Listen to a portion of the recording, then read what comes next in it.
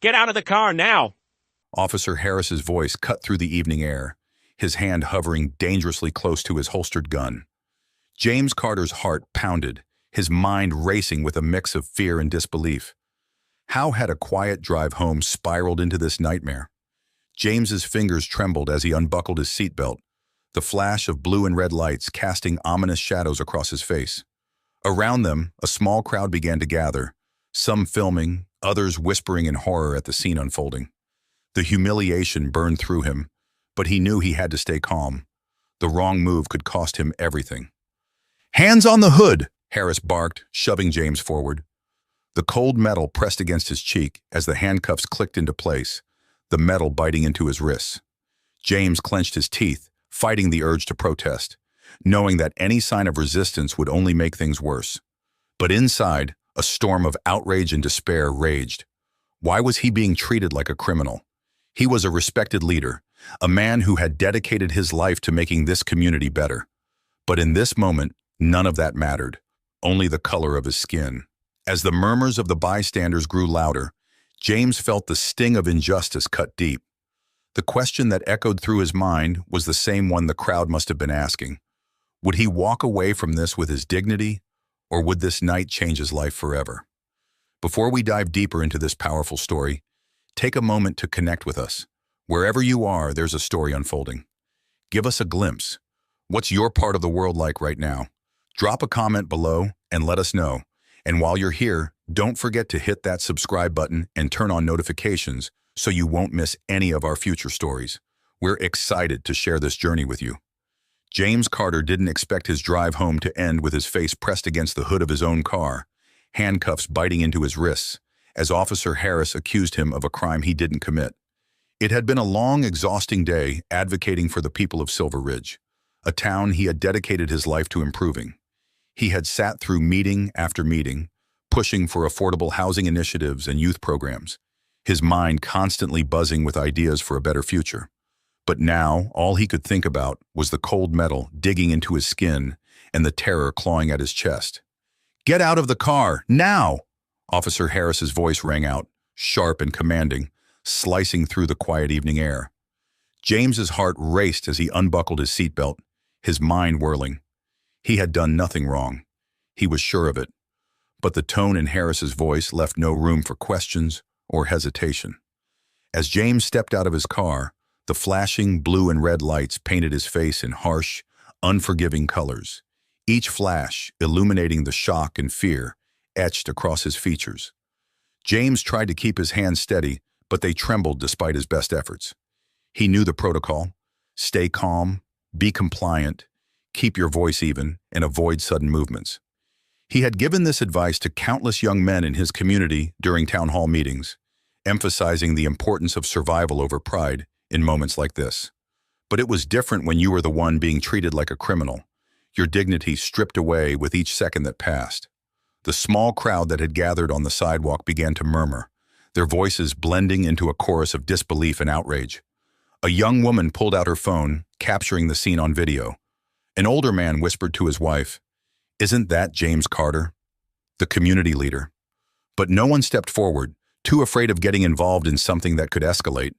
The tension was electric, a palpable force that seemed to wrap around everyone watching, squeezing tight.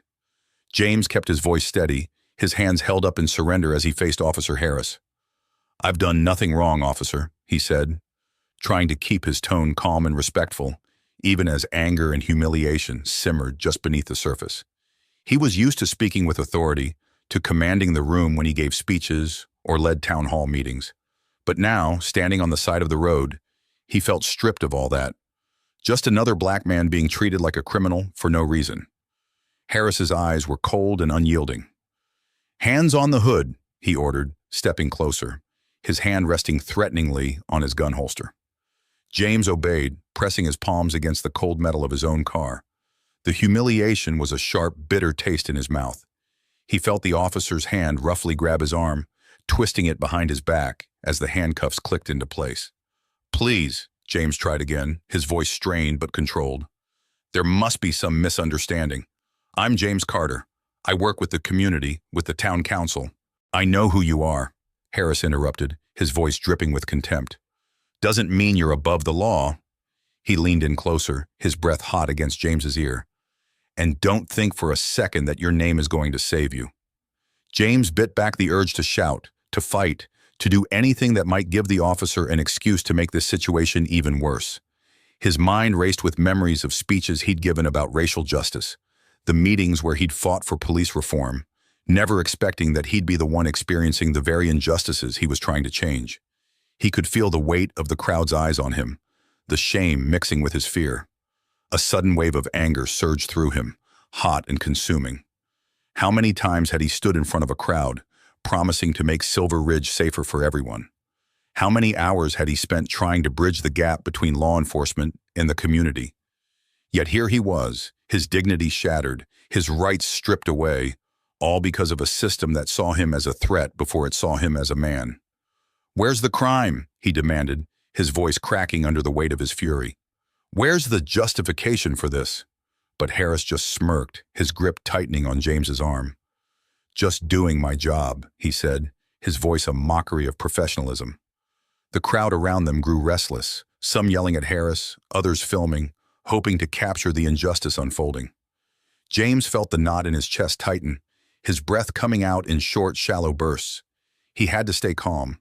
He couldn't give Harris any reason to escalate further, but the humiliation, the rage, and the sense of helplessness were suffocating. This was more than just a traffic stop. It was an attack on everything he stood for, everything he had fought for. From the sidelines, a voice called out, "Leave him alone! He's not a criminal!" It was a young man, his fist clenched, his face flushed with anger. The crowd began to rally, their murmurs turning into shouts of outrage.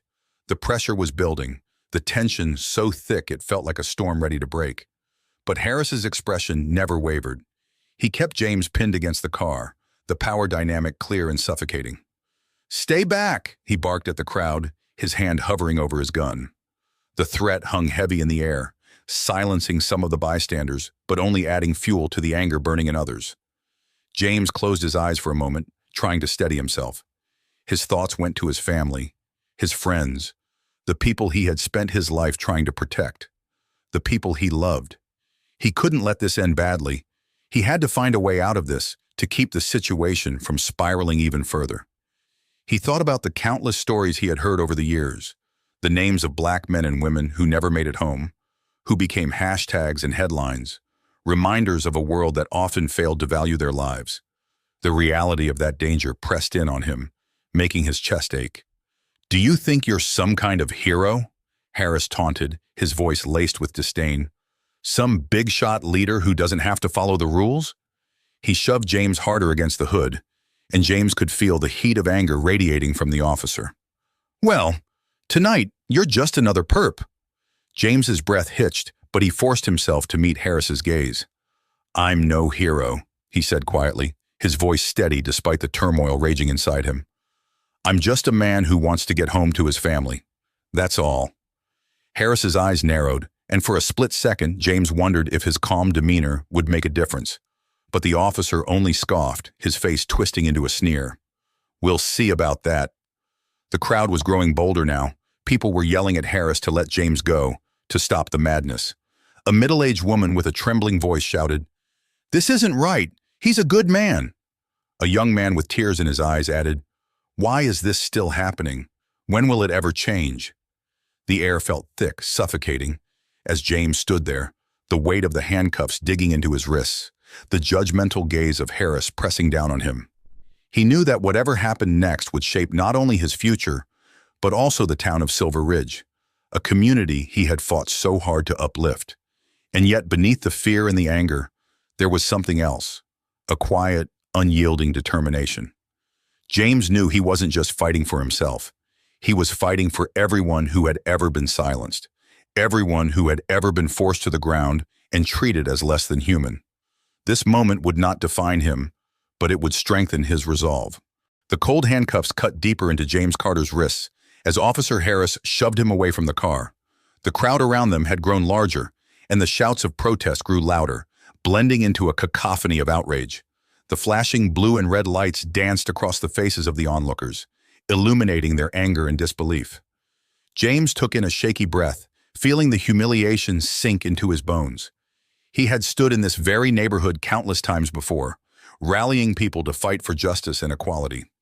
Now he found himself the target of the very system he had tried to reform, the embodiment of the very injustice he had worked to eliminate. His voice, the one he had used to inspire and uplift, felt silenced, trapped behind the raw fear coursing through him. Harris's hand gripped James's arm with a force that bordered on cruelty, dragging him toward the back of the car. "Let's see what you're hiding," Harris spat, his voice dripping with contempt. He motioned for another officer to join him, a young woman named Officer Maya Brooks. Her eyes flickered with uncertainty as she approached, her face betraying a hint of discomfort at the situation unfolding. "Search the vehicle," Harris ordered, his tone leaving no room for hesitation. Brooks hesitated, her gaze shifting from James to the crowd and back to her superior. James could see the conflict in her eyes, the way her hands trembled slightly as she reached for the door handle. She wasn't much older than some of the students James mentored through his community programs. Did she see him as a threat, or was she just following orders? "Officer Brooks," Harris barked, his voice cutting through the air like a whip. "I said search the car." Brooks swallowed hard, then opened the car door, her movements mechanical, as if she were trying to separate herself from the reality of what she was doing. James clenched his jaw, fighting back the surge of anger threatening to overwhelm him. It wasn't just the indignity of the search, it was the knowledge that this moment would stay with him forever. He would never be able to drive down this street without remembering the way it felt to be violated, reduced to a suspect without cause. The crowd watched in tense silence as Brooks sifted through the contents of James's car. She pulled out a worn briefcase filled with meeting notes and community proposals, flipping through the pages as if she expected to find something incriminating hidden among his plans for a new youth center. A few bags of groceries sat on the passenger seat, remnants of a quick stop James had made on his way home to pick up food for dinner. The sight of them, so ordinary and domestic, felt surreal in the context of the chaos surrounding him. "There's nothing here," Brooks finally said, her voice almost apologetic. Harris's eyes narrowed, and for a moment James thought he might lash out at the young officer for not finding anything. Instead, Harris turned back to James, a smirk playing at the corner of his mouth. "You think you're clever, don't you?" he sneered. "Hiding in plain sight, pretending to be a pillar of the community." He stepped closer, his voice dropping to a conspiratorial whisper. "But I see right through you." James stared back, his gaze unwavering despite the fear pounding in his chest. "You've searched my car," he said, his voice steady but laced with exhaustion. "You've found nothing. Let me go." Harris tilted his head, his smirk widening. "Not so fast," he said, taking a step back and addressing the crowd. "We're just making sure everything is in order. After all, we can't be too careful, can we?" The crowd erupted in a fresh wave of protest, their frustration boiling over. People shouted, demanding that James be released. Some called out Harris for his obvious abuse of power, while others tried to comfort one another, disbelief etched across their faces. A middle-aged woman with kind eyes stepped forward, her voice strong despite the tears streaming down her cheeks. "Leave him alone," she cried. "We all know James Carter. He's done more for this community than any of you ever have." James's chest tightened, not just from the injustice of the moment, but from the support pouring in from his neighbors and friends. The very people he had fought for were now fighting for him, and that realization sent a wave of determination through his body. He couldn't let this break him. He couldn't let Harris win. But Harris seemed to feed off the crowd's anger, his authority only growing stronger as he drew his gun and pointed it downward, a silent threat that cast a shadow over everyone present. The sight of the weapon sent a ripple of fear through the onlookers, and even James felt his resolve falter for a heartbeat. "Back up," Harris commanded, his voice booming, "or I'll have you all arrested for interfering with police work." James felt the rage bubble up inside him, mixing with the deep-seated fear he had carried his whole life. This wasn't just about him anymore. It was about everyone standing there, everyone who had ever faced the same injustice, who had ever been made to feel small and powerless. "Officer," James began, his voice cutting through the chaos, "you're escalating a situation that never needed to happen. I am unarmed. I have done nothing wrong. You are putting these people in danger, and you know it." Harris's eyes flickered with something dark, something almost triumphant. "Then maybe you should have thought of that before breaking the law," he shot back, his voice echoing in the silent, stunned crowd. Brooks's face went pale, and she looked at James with something akin to an apology written across her features. It was clear that she didn't want to be a part of this, but her feet remained rooted to the ground, her hands clenched into fists at her sides. At that moment, James thought of all the times he had told young people in his community to respect the police, to keep their heads down, to stay safe above all else. He had taught them to believe in change, to trust that the system could be reformed from within. But here he was, a man who had spent his life advocating for peace, treated like a criminal in front of the very people he had tried to protect. A sudden flash of headlights cut through the crowd, and the sound of another engine made everyone turn. A black SUV pulled up, and out stepped Detective Sandra Miller, her sharp eyes taking in the scene before her. Miller was well known in Silver Ridge, a no-nonsense detective with a reputation for digging into the truth, no matter how uncomfortable it was. "What the hell is going on here?" Miller demanded, her voice cutting through the tension like a blade. She walked toward Harris, her expression unreadable. "Why is Mr. Carter in handcuffs?" Harris's confident demeanor faltered for the first time, but he quickly recovered. "Just doing a routine check, Detective," he replied, his tone a forced mixture of respect and irritation. "We had reason to believe he might be involved in illegal activity." Miller's eyes narrowed. "And what reason is that, Officer Harris?" "Because all I see is a man with a spotless record being publicly humiliated." The crowd held its breath, waiting for what would happen next. James felt the handcuffs bite into his wrists, but he stood a little taller, hope flickering in his chest. Maybe, just maybe, someone would finally listen. Maybe there would be a moment of justice in this sea of chaos. But Harris didn't back down. His grip on his authority was too tight, and his pride was too fragile. "We're just following procedure," he insisted, but his voice wavered. Miller turned to James, her eyes softening slightly. "Are you all right, Mr. Carter?" she asked, her voice lower, more concerned.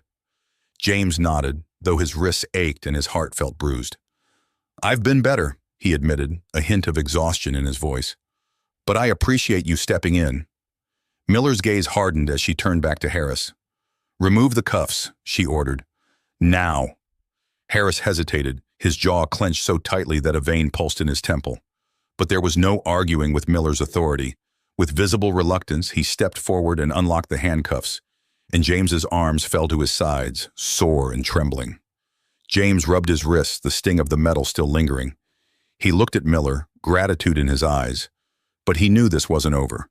The battle had only just begun, and the fight for justice was far from won. The crowd erupted in cheers and sighs of relief, but the underlying tension remained, like a bruise that hadn't yet healed. James looked at the people around him, his people, and he knew that he had to keep fighting, not just for himself, but for every single one of them. The night was far from over, and the road ahead was long. But James Carter had never been one to back down from a fight. The handcuffs had been removed, but the bruises they left, both physical and emotional, lingered. James Carter stood in the center of a crowd that pulsed with mixed emotions, relief, anger, and a restless desire for justice. Detective Sandra Miller's presence had saved him from further humiliation, but as James rubbed his aching wrists, he knew the battle was far from over. "Thank you," James said quietly to Miller, his voice still strained with exhaustion. The detective nodded, her eyes serious and unwavering. "We're not done here," she replied, casting a cold, piercing glare at Officer Harris. "This entire incident needs to be reviewed."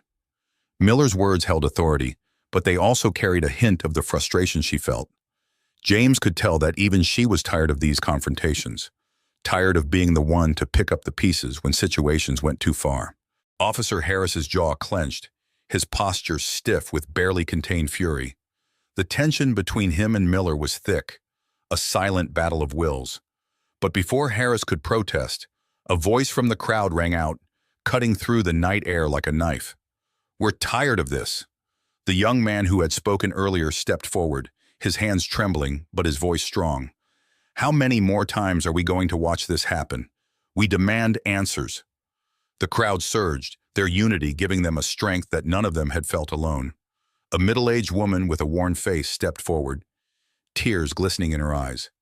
"My son went through the same thing last year," she said, her voice cracking. "No one listened. No one cared.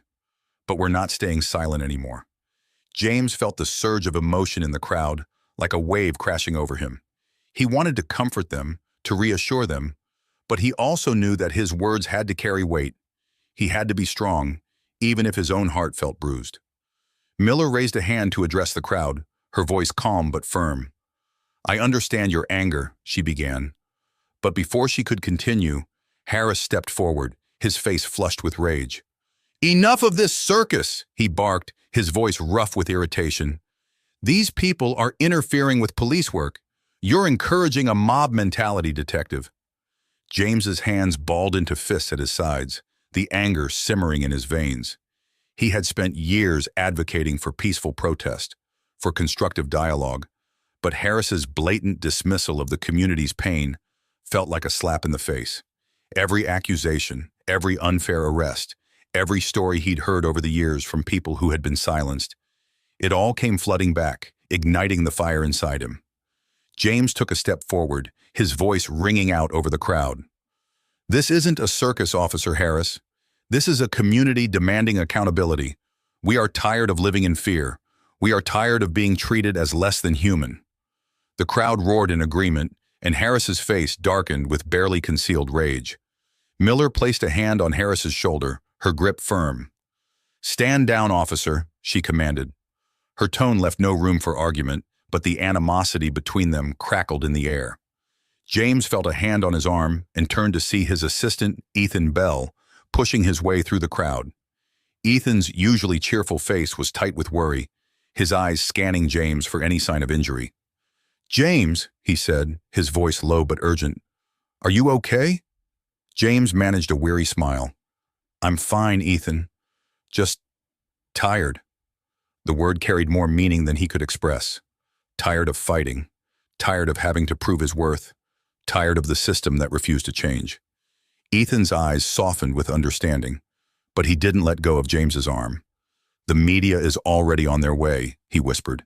"This is going to be big." James nodded, the weight of what was happening settling heavily on his shoulders.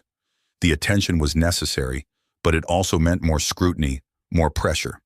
He had to stay strong, not just for himself, but for everyone who was looking to him for hope. Detective Miller stepped forward again, addressing the crowd with her hands raised in a gesture of peace. "Please, everyone," she called out, "let's not let this escalate any further. I promise you that there will be an investigation, but we need to handle this the right way." A man in the crowd shouted back, his voice thick with anger. "And what if nothing changes, detective? What if this just gets swept under the rug like always?" Miller's jaw tightened, but she held her ground. "I'm here to make sure that doesn't happen," she replied, her voice strong. "But I need your cooperation." James could see the weariness in her eyes, the struggle between duty and the harsh reality of the system she worked within. He knew she meant well, but he also knew how hard it was to fight against something so deeply ingrained. Still, he appreciated her effort, and he could sense that the crowd did too. "Please," James said, his voice carrying over the restless murmurs. "We need to let this play out. We need to demand answers, but we also need to stay unified. If we're divided, they win." The crowd slowly began to calm, the tension loosening but not disappearing.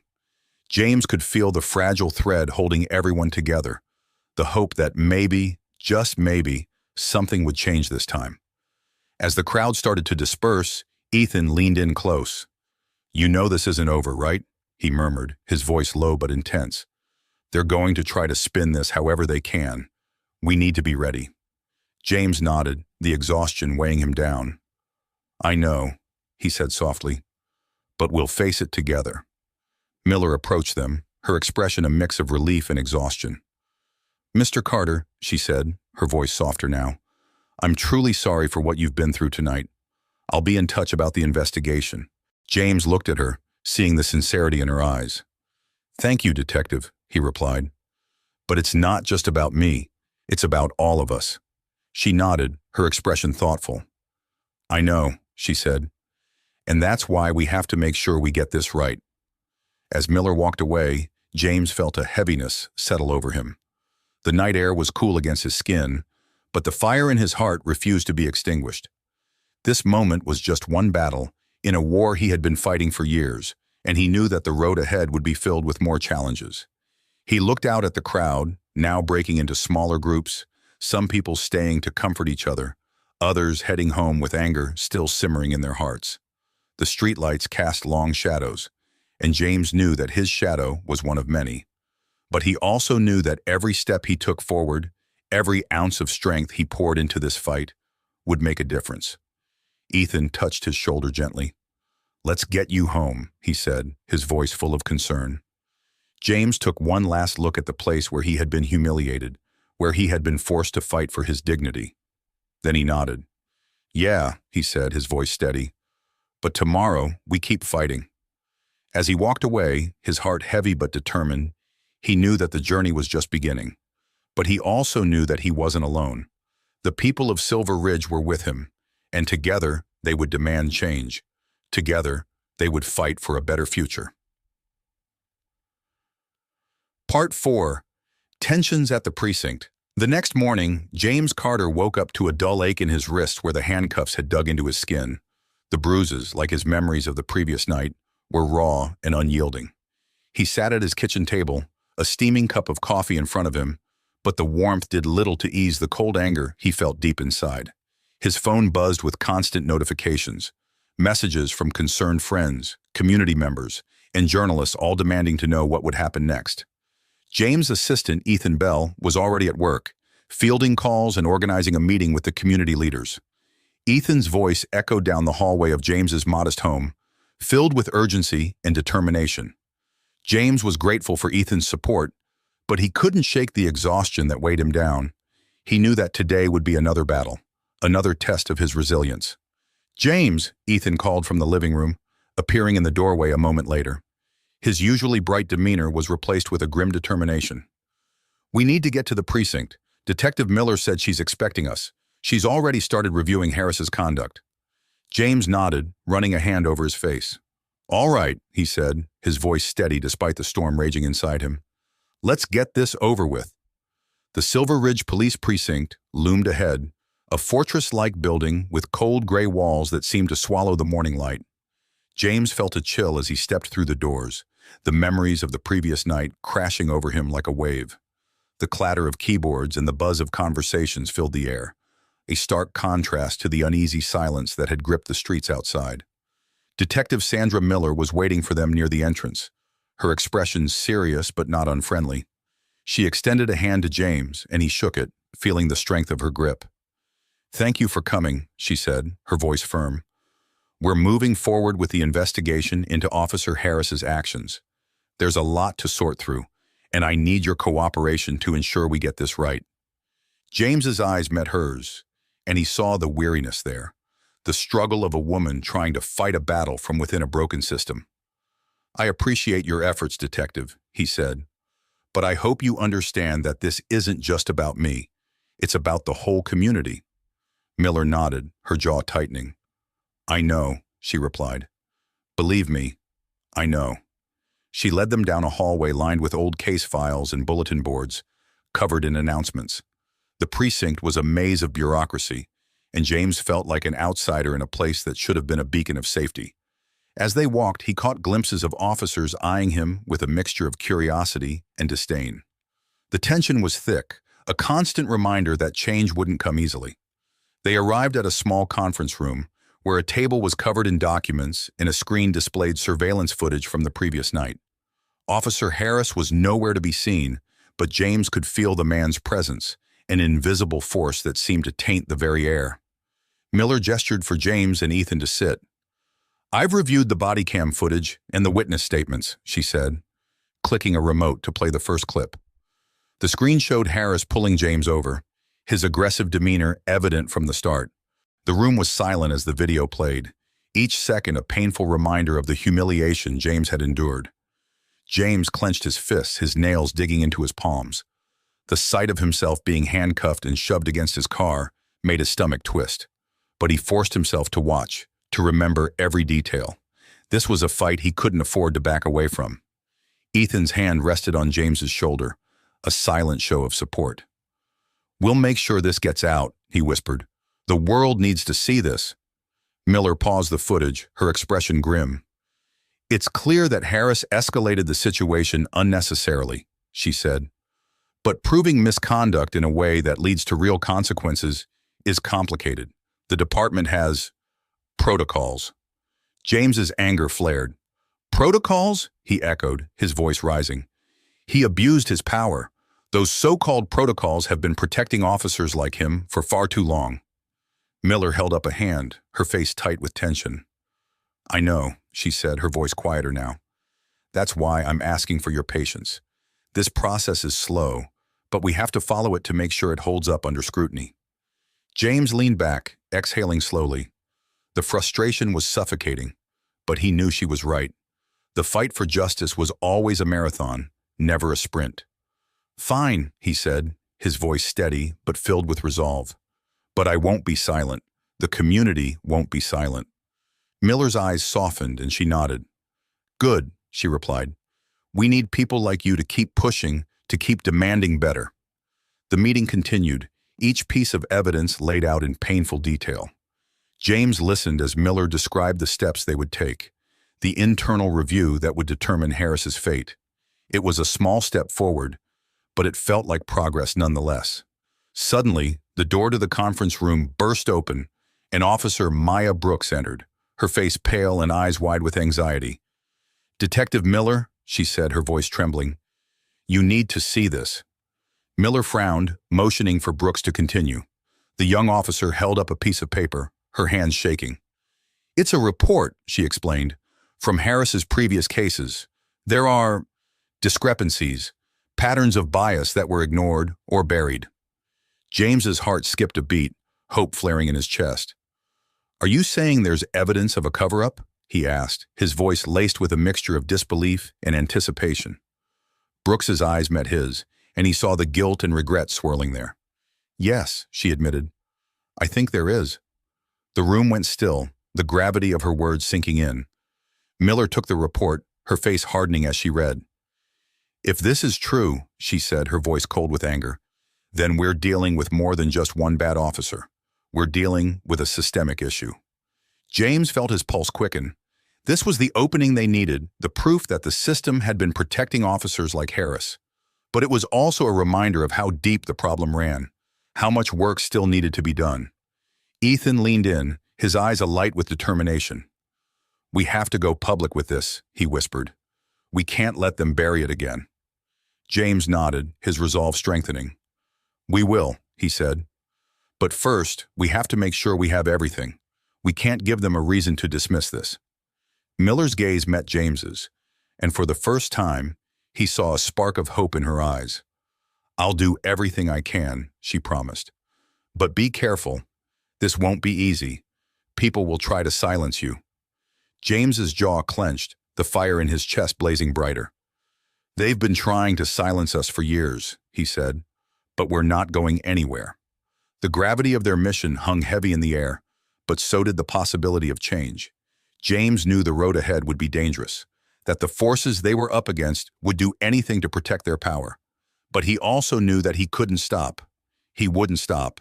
As they left the precinct, the morning sun cast long shadows on the pavement, a stark reminder of the darkness they were fighting to illuminate. James looked at Ethan, at the hope and determination reflected in his friend's eyes, and felt a renewed sense of purpose. The fight was far from over, but they were ready for whatever came next. James Carter stood outside the Silver Ridge Police Precinct, the morning sun blazing overhead. The world felt both too bright and far too heavy. He inhaled deeply, the weight of the unfolding situation pressing down on his shoulders. His mind raced with thoughts of what Officer Maya Brooks had just revealed, a report filled with evidence of bias and possible cover-ups. It was the crack in the wall they needed, but it was also a reminder of just how deep the rot went. Beside him, Ethan Bell was already on his phone, coordinating with local activists and media contacts. His voice was low but urgent, a constant buzz of activity. "We need everyone there," he was saying. "James is going to make a statement, and it's important that we have the community behind us." James ran a hand through his hair, his heart pounding. He had spent his entire life fighting for justice, but this moment felt different. The stakes were higher, the consequences more real. But as he watched people gather in the streets, he knew he couldn't turn back now. The community needed him, and he needed them. "James," Ethan said, pulling him out of his thoughts. "Are you ready?" James looked at his friend, at the concern and unwavering support in his eyes. "Ready as I'll ever be," he replied, his voice steady despite the storm raging inside him.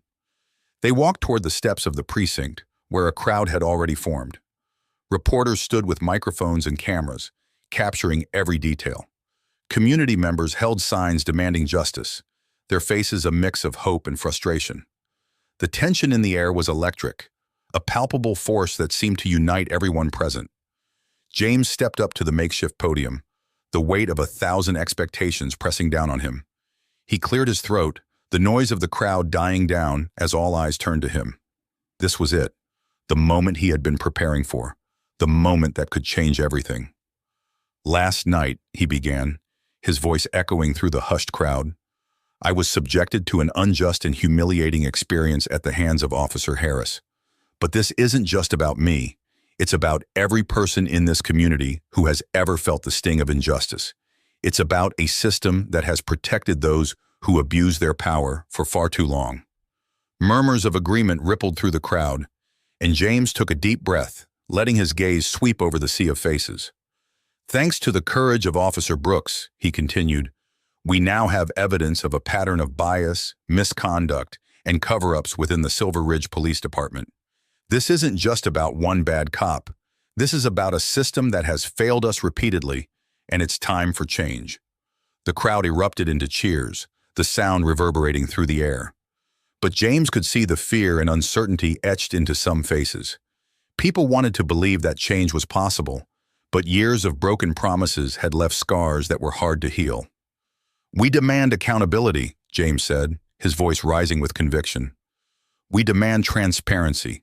We demand that our community be treated with the respect and dignity that every human being deserves." He paused, his heart pounding. "This fight won't be easy," he admitted. "We are up against a system that will do everything it can to protect itself. But we have something stronger than their power.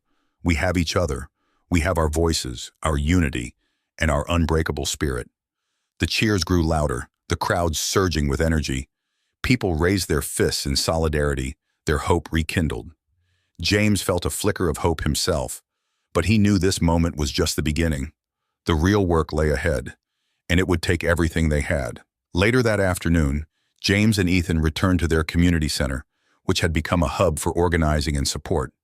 The building was old but full of life, with colorful murals painted on the walls, each one telling a story of resilience and unity. Volunteers bustled around, setting up tables with pamphlets, making phone calls, and preparing for a community meeting scheduled for that evening. Ethan set down his phone and sighed, running a hand through his hair. "The media coverage is strong," he said, his voice a mixture of relief and anxiety. "People are paying attention, but we have to keep up the momentum." James nodded, his mind already racing with plans. "We need to be strategic," he said. "The evidence we have is powerful, but we need to build a case that's airtight. We can't let them find any holes to exploit." He moved over to a table covered in documents, notes from previous community meetings, reports of complaints against officers, and the new file Brooks had handed over. The reality of their task was daunting, but James had always known that change required relentless effort. The door to the community center swung open, and in walked Reverend Richard Collins, his presence commanding but warm. The Reverend had been a cornerstone of the community for decades, a man whose words carried weight and whose heart was open to all. "James," he greeted, his deep voice full of both concern and support. "I saw your statement. Powerful words, my friend." James managed a tired smile. "Thank you, Reverend," he said. "But words alone won't be enough." Collins nodded, his expression thoughtful. "I know," he replied, "which is why I'm here to help. The church is ready to support the movement, and we've been organizing volunteers to assist however they can." James felt a wave of gratitude wash over him. "Your support means everything," he said. We're going to need everyone's strength to see this through. The Reverend placed a comforting hand on James's shoulder. You're not alone in this, he said softly. We're all in this together. As evening fell, the community center filled with people. The air was thick with anticipation, everyone eager to hear the next steps. James stood at the front of the room, feeling the weight of his responsibility, but also the incredible strength of the people around him. Ethan handed him a microphone, giving him a reassuring nod. James took it, looking out at the familiar faces. People he had grown up with, people he had fought alongside, people who believed in a better future. Tonight, he began, his voice clear and steady, we stand at a crossroads. We have the evidence we need to demand change, but we also know that the road ahead will be long and difficult. We will face resistance, and there will be those who try to silence us. But we cannot and will not back down. The crowd murmured in agreement, and James felt his heart swell with pride. These were his people, his family, and together they were unstoppable. We need to stay organized, he continued. We need to keep sharing our stories, to keep the pressure on. Our voices are powerful, and when we come together, we are a force that cannot be ignored. A young woman in the crowd raised her hand, her eyes bright with determination. How can we help? She asked. What do you need from us? James smiled, feeling a surge of hope. We need everyone to play a role, he said. Whether it's making phone calls, organizing rallies, or just being there to support each other, every action matters. We are stronger together. The room buzzed with energy as people began to discuss plans, volunteers stepping forward to offer their skills. James watched it all unfold, his heart full. This was what community looked like. This was what hope felt like. But as he stood there, a familiar voice called his name. He turned to see Officer Maya Brooks standing hesitantly in the doorway, her uniform a stark contrast to the warmth of the room. The conversations quieted as people turned to look at her, suspicion and curiosity filling the air. James's jaw tightened, but he took a step forward. Officer Brooks, he said, his voice calm but wary. What brings you here? She swallowed, her hands clenched into fists at her sides. I want to help, she said, her voice trembling but resolute. I know what I did last night was just the beginning. There's more I can share, more that needs to be exposed. The room held its collective breath, the weight of her words sinking in. James studied her, searching for any sign of deception, but all he saw was fear and determination. He knew how dangerous it was for her to be here, how much courage it had taken to cross that line. Then let's talk, he said finally, his voice steady. Because we're going to need all the truth we can get. The room erupted into whispers, but James felt a renewed sense of purpose. The battle ahead would be brutal, but with allies like Brooks stepping forward, they had a chance, a real chance, to bring about change. And for the first time in a long while, James allowed himself to believe that victory was possible. The room was silent, save for the nervous shuffling of feet and the occasional whispered conversation. All eyes were on Officer Maya Brooks, the young woman who had just declared her intention to help. The weight of her words lingered in the air, a fragile promise that could change the trajectory of their fight for justice. James Carter stepped forward, his gaze steady and searching. You know what you're risking, don't you? He asked, his voice quiet but firm. Coming here, standing with us. It won't be easy. Brooks's hands were trembling, but she lifted her chin, a spark of determination igniting in her eyes. I know, she said, but after what I saw, after what I've kept quiet for too long, I can't live with the silence anymore. The room remained tense, but James could feel the energy shifting. People were watching, waiting to see how he would respond. Trusting an officer, even one who claimed to be on their side, wasn't easy. The wounds were deep, and the scars of betrayal ran through generations. James took a deep breath, then nodded. All right, he said, but if you're serious about this, we need to know everything. No more secrets. Brooks hesitated, the weight of her decision pressing down on her. Then with a determined nod, she stepped forward. I'll tell you everything I know, she said, her voice stronger now. But we have to be careful. If the department finds out what I'm doing, they'll come after me, and they'll come after all of us. Ethan Bell, who had been standing nearby, moved to James's side, his face a mixture of hope and caution. "We'll need to protect her," he said quietly, "and make sure we're prepared for whatever comes next." James looked at the crowd, the people he had spent his life fighting for. "If we're going to do this," he said, his voice carrying through the room, "we need to stay strong. We can't let fear divide us." The crowd murmured in agreement, and James turned back to Brooks. "Start from the beginning," he said. "What do we need to know?" Brooks took a shaky breath, her hands clenching into fists at her sides. "There are reports," she began, her voice wavering but resolute. "Complaints that were buried. Patterns of behavior that no one wanted to acknowledge. Harris isn't the only one. There are other officers who have been using their power to target people, to harass and intimidate without consequence." James felt a familiar surge of anger, his hands tightening into fists. He had suspected this, of course. It was a story he had heard too many times, a story that was painfully familiar to so many in their community. But hearing it confirmed by someone from within the system made it all the more enraging. "Why now?" someone in the crowd called out, their voice tinged with suspicion. "Why come forward after staying silent for so long?" Brooks's eyes glistened with unshed tears, and she swallowed hard. "Because I was scared," she admitted, her voice breaking. "I became a cop because I thought I could make a difference. But I was naive. I saw things I didn't agree with, but I kept my head down because I didn't want to lose my job. I didn't want to be targeted. But after what happened to Mr. Carter, I knew I couldn't stay silent any longer." The room remained tense, the crowd torn between sympathy and distrust. James understood their hesitation, but he also knew that Brooks's bravery could be a turning point. He stepped forward, his voice steady and clear. "We can't change the past," he said, "but we can decide how we move forward. If Brooks is willing to share what she knows, then we owe it to ourselves and to our community to listen." Slowly, the crowd began to relax, the tension easing just enough for people to see the potential in this alliance. James could feel the hope rekindling, but he knew it was fragile, like a flame that could be snuffed out if they weren't careful. That evening, James, Ethan, and a small group of trusted community leaders gathered in a back room of the community center. The air was thick with anticipation and the smell of old coffee, the tension palpable as they prepared to hear everything Brooks had to say. Brooks sat at the center of the room, her uniform a stark reminder of the world she was betraying by being there. She took a deep breath, her hands shaking slightly as she unfolded a stack of papers. "These are internal reports," she explained, her voice hushed. "Cases of excessive force, racial profiling, and complaints that were dismissed or covered up.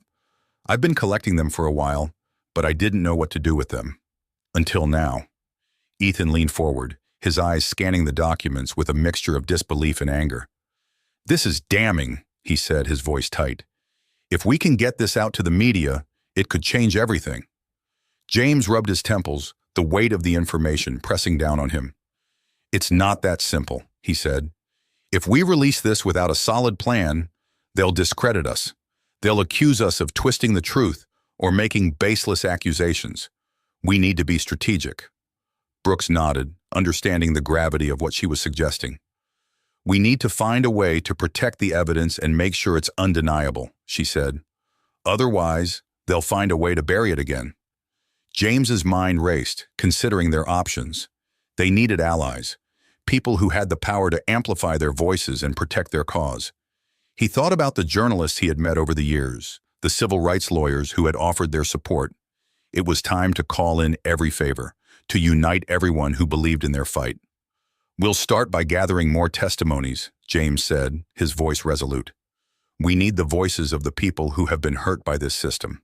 If we can show that this is more than just one or two bad officers, they won't be able to ignore us." Ethan nodded, already taking notes. "I'll reach out to the media contacts," he said. "And we should also think about organizing another rally. We need to keep the pressure on." Brooks shifted in her seat, her anxiety still evident. "I'll help however I can," she said. "But I need to be careful. If the department finds out I'm the one leaking this information, it could get dangerous." James's jaw tightened. The idea of putting Brooks in danger didn't sit well with him, but he knew she was right. They were fighting a powerful system, and the stakes were higher than ever. As midnight approached, The community center remained a hive of activity. People came and went, offering supplies, sharing their stories, and pledging their support. The walls were lined with posters, each one a reminder of the countless names and faces that had been affected by the very system they were trying to change. James stood in a quiet corner, watching as people worked tirelessly to keep the momentum going. He felt a hand on his shoulder and turned to see Reverend Collins, his wise eyes full of empathy. "You're doing good work, James," the Reverend said softly. "But remember to take care of yourself too. This fight will take everything you have, and you'll need your strength." James's shoulders sagged, the exhaustion finally seeping into his bones. "I know," he admitted, his voice heavy, "but I can't stop. Not now." Collins's hand tightened on his shoulder, a steadying presence. "None of us are asking you to stop," he said, "but we are asking you to lean on us. We're in this together." James nodded, the weight of his responsibility feeling slightly less suffocating. "Thank you," he said, his voice cracking. "I don't know where I'd be without this community." The Reverend smiled, a warm, comforting expression that felt like a balm to James's frayed nerves. "You'd still be fighting," he said, "because that's who you are. But together, we're stronger." As James made his way back to the main room, he found Brooke sitting alone, her head in her hands. He approached her cautiously, his heart aching for the burden she was carrying. "Hey," he said softly, sitting down beside her. "You okay?" Brooks looked up, her eyes red and tired.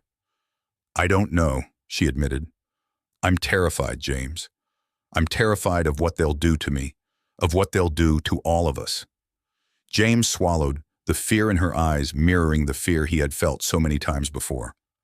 "I won't lie to you," he said. "This is dangerous, but you're not alone. We're going to protect you, and we're going to make sure the truth comes out."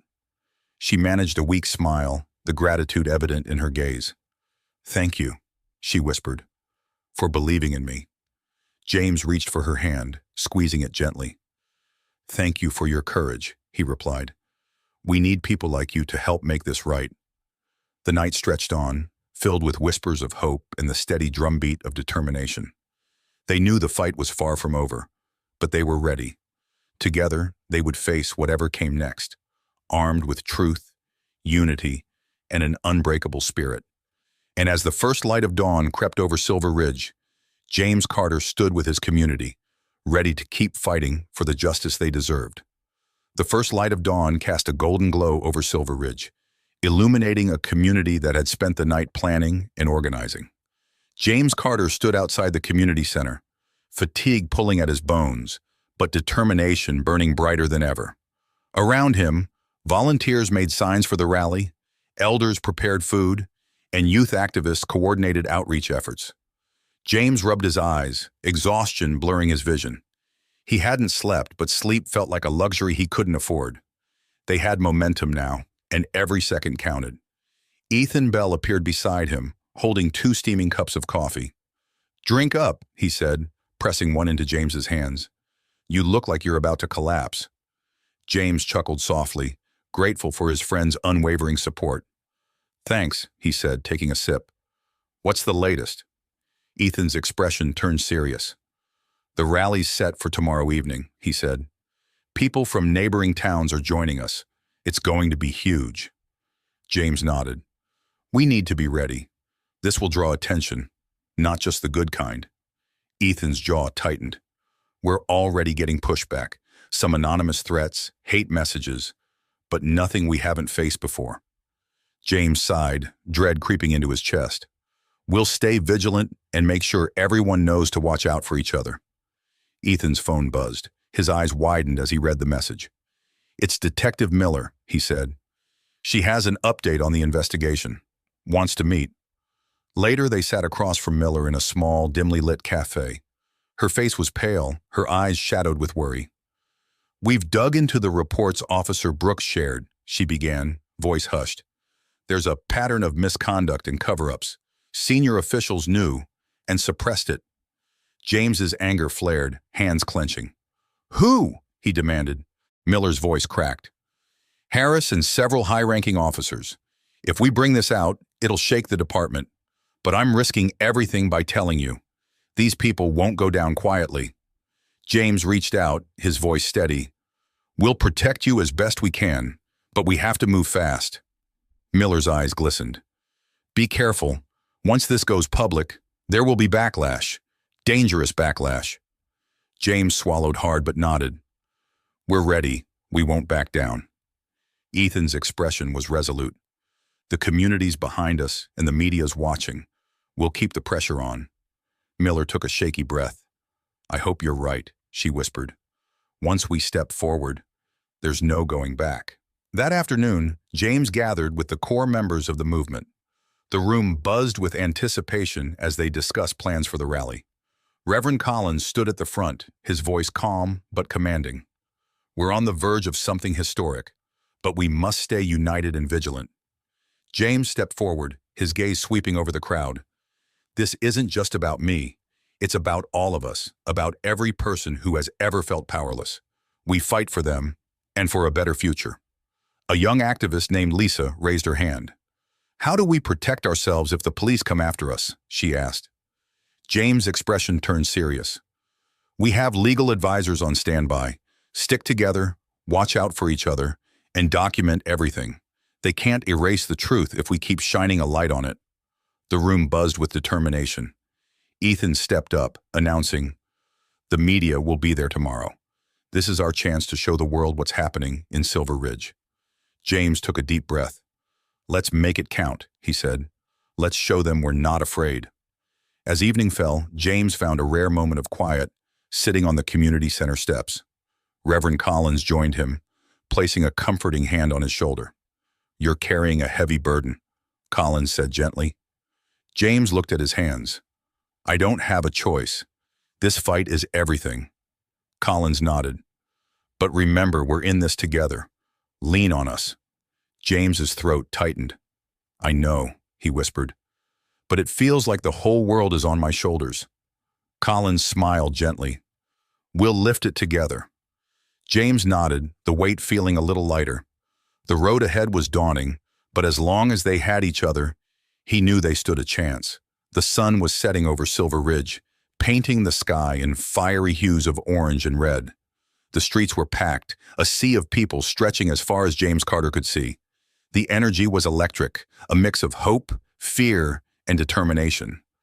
The community had come together, not just from Silver Ridge, but from neighboring towns, all united for one purpose, to demand justice. James stood at the makeshift stage in front of City Hall, his heart pounding. The rally had drawn a massive crowd, and the media was everywhere, cameras capturing every moment. This was it, the culmination of years of pain, anger, and relentless fighting for a better future. But it was also the beginning of something new. He took a deep breath, stepping forward to the microphone. The noise of the crowd died down, thousands of eyes turning to him, waiting. His voice trembled slightly as he began, but the weight of his community's belief in him steadied his resolve. Tonight, James started, his voice echoing over the crowd. We are here not just to demand justice for me or for the injustice I faced. We are here for every voice that's been silenced, every life that's been treated as if it mattered less. We are here because we believe in a future where everyone is treated with dignity, regardless of the color of their skin. Applause erupted, and James felt the strength of their unity. He thought of the years he had spent working for this moment, of the countless stories of injustice he had heard. But he also thought of the resilience he had seen, of the people who never gave up, even when hope seemed impossible. Today, he continued, his voice growing stronger, we have evidence of corruption, of a system that has failed to protect the people it's meant to serve. We have brave souls like Officer Maya Brooks, who chose to speak up despite the risk. We have allies who are willing to fight for change, no matter how hard it gets. And we have each other. The crowd roared in agreement, the sound a testament to the power they held together.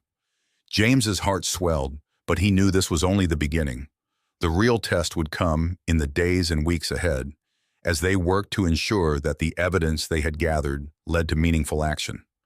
As the rally continued, James invited speakers to share their stories.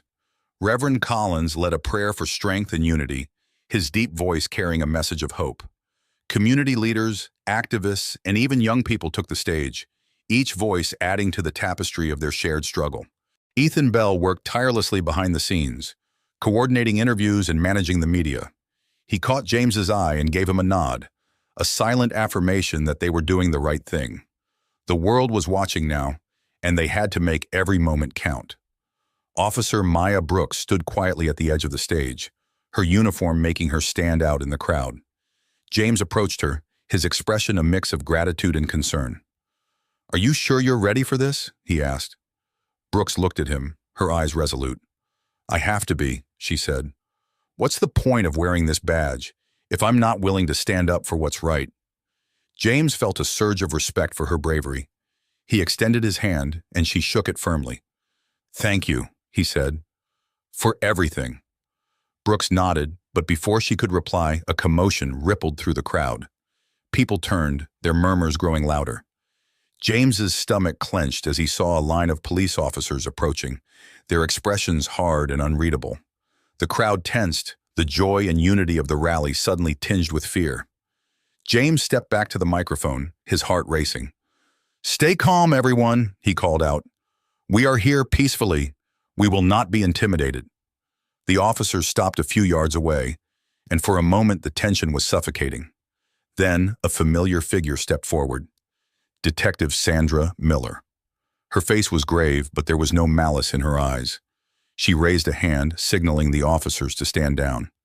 Miller approached the stage, and James held his breath, uncertain of what she would say. The crowd watched in silence, the weight of the moment pressing down on them. "Mr. Carter," Miller began, her voice steady, "the investigation into Officer Harris and the systemic misconduct within the department is officially underway. The evidence you and your community have provided will be reviewed thoroughly. I want you all to know that there will be accountability. Change is coming." The crowd erupted in cheers, the sound echoing off the buildings and reverberating through the air.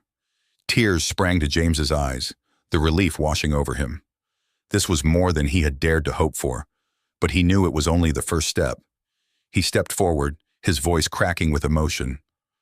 "This is what happens when we come together," he said. "When we refuse to be silent, when we demand better. But our work isn't done.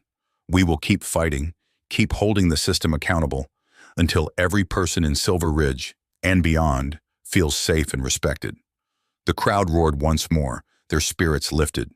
People hugged, cried, and held each other, the collective grief and hope of their community binding them together. As the rally wound down, James found himself standing alone for a moment, the adrenaline finally giving way to exhaustion. He gazed out at the people dispersing, feeling the weight of what they had accomplished and the promise of what was still to come. Ethan approached, his face flushed with excitement. "We did it," he said, clapping a hand on James's shoulder. "This is just the beginning, but it's a hell of a start." James smiled, though his eyes were heavy with weariness. "Yeah," he agreed, "it's a start, and we'll keep going." Officer Brooks joined them, her expression serious but hopeful. "Thank you for trusting me," she said. "I don't know what comes next, but I'm ready to fight." James looked at her, then at Ethan, and finally at the community that had stood beside him through every struggle. "We're all ready," he said, "together." As the sun dipped below the horizon, casting Silver Ridge in shades of twilight, James felt a sense of peace he hadn't felt in a long time. The road ahead would be hard, but they had shown the world the power of a united community, and for the first time in what felt like forever, hope was alive and thriving. Thank you for joining us on this emotional journey. If this story moved you, inspired you, or made you think, we'd love to hear your thoughts in the comments below. Don't forget to like, share, and subscribe for more stories that touch the heart and open the mind. Until next time, remember, every story has the power to make a difference, yours included.